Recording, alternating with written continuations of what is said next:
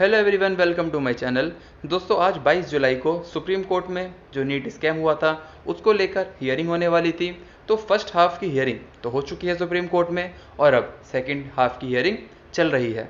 तो दोस्तों, सुबह जो हियरिंग हुई उसमें दो मुद्दों पर बात हुई, जिसमें फर्स्ट मुद्दे पर एनटीए अपने आप में ही कंफ्यूज दिखाई दिया। ऐसा लगा कि वो ठीक से अपना होमवर्क करके नहीं आया है। तो दोस्तों, मैं आपको पूरा किस्सा बताता हूँ। तो पूरा मुद्दा ये हुआ कि होता क्या है, जो ये एनटीए वाले होते हैं ये पेपर से पहले अपने जो पेपर होते हैं ये जमा करवा देते हैं कैनरा बैंक और एसबीआई बैंक में। उसके बाद जिस दिन पेपर होता है उस दिन ये लोग जो भी स्कूल होते हैं, रिस्पेक्टिव जो भी सेंटर्स होते हैं, वहाँ पे अपने पेपर को भिजवा देते हैं।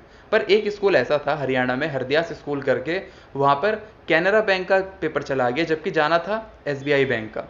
तो ये गलती हो गई ऐसे में एनटीए वालों से कह लो या फिर बैंक वालों से कह लो, ठीक से कोऑर्डिनेट नहीं होगा इन दोनों के बीच में।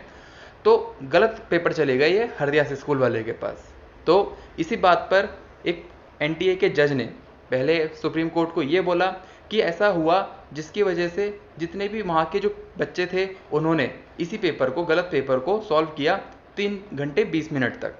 उसके बाद उसी जज ने अपने स्टेटमेंट को चेंज कर दिया थोड़ी देर बाद और ये बोला कि जब ये पेपर गलत पहुंचा स्टूडेंट्स के पास तो हमने आधे घंटे में इस बात को पता लगा लिया और फिर उसके बाद हमने सही पेपर उनको दे दिया। और दोस्तों, ये बात तो आप भी जानते होंगे कि एक ही बात की दो स्टेटमेंट कब बनते हैं या फिर 2 से 3 स्टेटमेंट कब बनते हैं, जब वो बात झूठ हो। तो दोस्तों, दूसरा मुद्दा ये हुआ, शिखर राजस्थान का मुद्दा निकला कि वहाँ पर एक सेंटर ऐसा था जो प्राइवेट था और वहाँ पर जो इन्विजिलेटर थे वो वहीं के थे और वहीं के प्रिंसिपल ने पूरा का पूरा सिस्टम संभाला था।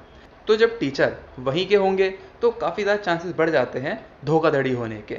तो इसीलिए जो वो जजेस जो रीनीट करवाना चाहते थे उन्होंने वहाँ का डेटा भी निकाला उस सेंटर का और बताया कि कितने बच्चों के वहाँ पे कितने कितने मार्क्स आए। क्योंकि दोस्तों, आप जानते होंगे कि परसों एनटीए वालों ने पूरा का पूरा हर एक का रिजल्ट पब्लिश किया था। तो उसी में से इन लोगों ने ये डेटा बनाया और उन्होंने बताया कि वहीं के एक सेंटर पे ही ऐसा हुआ कि 8 बच्चों के 700 प्लस आ गए, 69 बच्चों के 650 और 150 बच्चों के 600 प्लस और 240 या 241 बच्चों के 550 प्लस। तो दोस्तों, इतना ज़्यादा एक ही सेंटर से आ जाना ये बिल्कुल शक के घेरे में आता है।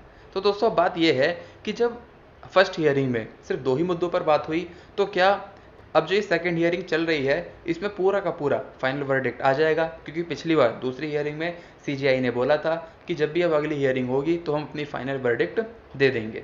तो दोस्तों, मुझे नहीं लगता कि आज भी कोई फाइनल वर्डिक्ट आ सकता है, क्योंकि पिछली बार सीजीआई ने बोला था कि अगली बार हम फाइनल वर्डिक्ट दे देंगे। उन्होंने इसलिए बोला था क्योंकि उनको लगा क्या, सच भी बात है कि काफ़ी सारे बच्चों का जो फ्यूचर है या फिर मेंटल स्टेट है वो काफ़ी ज़्यादा अफेक्ट हो रही है।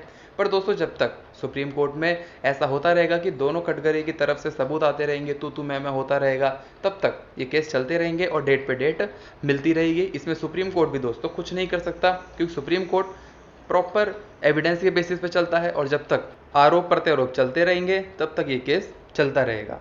तो दोस्तों, हो सकता है कि आज भी कोई अगली डेट दे दी जाए। पर दोस्तों, आप जानते हो कि 24 तारीख से अब काउंसलिंग स्टार्ट होने वाली है। और दोस्तों, मेरी एक एडवाइस आप मान लेना कि 620 या 630 प्लस जो भी स्टूडेंट्स हो वो काउंसलिंग पार्टिसिपेट करना। अब दोस्तों, एक लास्ट बात मैं आपको बता दूं कि दोस्तों देखो, अब रीनीट हो सकता है या नहीं, क्योंकि बहुत सारे बच्चे इस बात को अभी भी पूछ रहे हैं। तो दोस्तों देखो, यहाँ पे 3 चीज़ें हो सकती हैं, या तो रीनीट हो जाए, पर अब इसके चांसेस अब कम दिख रहे हैं, क्योंकि अब ऐसा हो रहा है कि काफ़ी सारे कुछ सिर्फ सेंटर ही हैं जहाँ पे जो ये धोखाधड़ी है इसका मामला सामने आ रहा है, फिर चाहे वो गोधरा का सेंटर हो या फिर हरियाणा का या फिर राजस्थान का, शिखर राजस्थान का। तो ऐसा हो सकता है कि अब सुप्रीम कोर्ट अलग अलग सेंटर को चिन्हित करना स्टार्ट कर दे और वहाँ पर रीनीट करवा दे। अब दोस्तों, तीसरा फैक्टर जो इन दोनों फैक्टर्स को अपोज करता है रीनीट को या फिर सेंटर वाइज रीनीट को, वो ये है टाइम। क्योंकि टाइम अब बहुत ज़्यादा हो चुका है, काउंसलिंग का टाइम भी आ चुका है और टाइम भी अपने आप में एक बहुत बड़ा फैक्टर होता है जिसको नेगलेक्ट नहीं किया जा सकता। तो दोस्तों, देखते हैं अभी सेकंड हाफ में क्या होता है। जो भी होगा मैं आपको अपडेट दे दूंगा, इसलिए चैनल को सब्सक्राइब कर लो। मिलता हूँ अगली वीडियो में, तब तक के लिए गुड बाय।